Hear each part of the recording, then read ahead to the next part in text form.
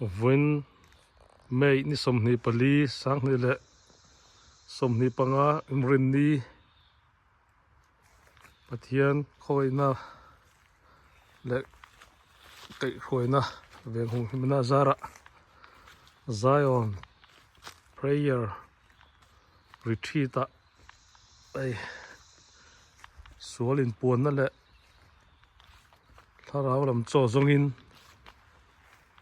zinga kala tun hi holam kan nei do na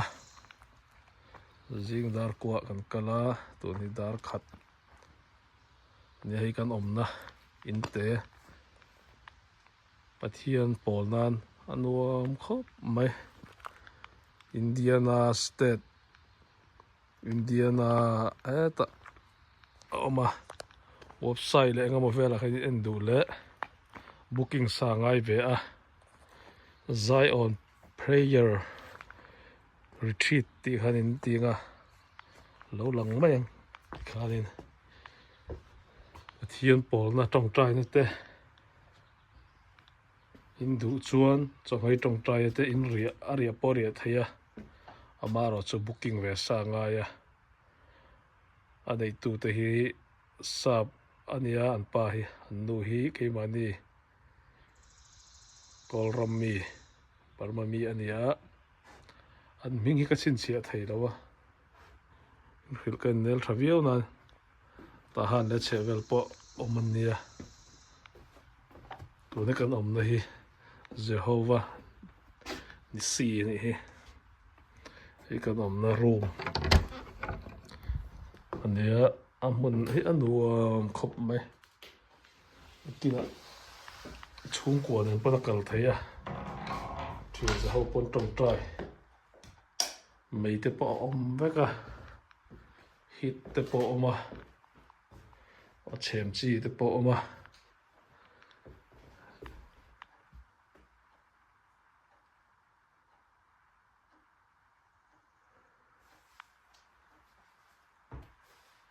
ta khum chhong a chung ania ta hianin pakhat thol takin a mut thei wal wala pakhat ai pon tamang chu mut mei chu pani chu mut thei wal wala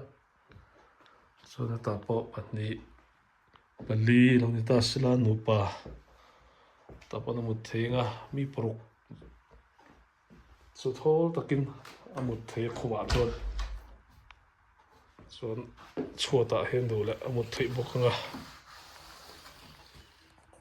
hei hi Indiana state eta Martin vil pela oma address po na kina karon la tinga in rinni chokai Tawngtai in Zion prayer retreat kalani he le apon ma khu lai khu an inania khu lai khu alu aron lon chau na ni a tu nu ata achung sa ko ma Zion amun ma anuam khop mai hi tu na ri chun inte pathum a oma an mani in mai a khon pakhat pali chu oma amara chu an mang tak chu pathum che hin le hmang thria mun mala anu pathian pol in ser rang du tan address ten an kron an longa in kal vai du chuan maro chu booking sa nga yang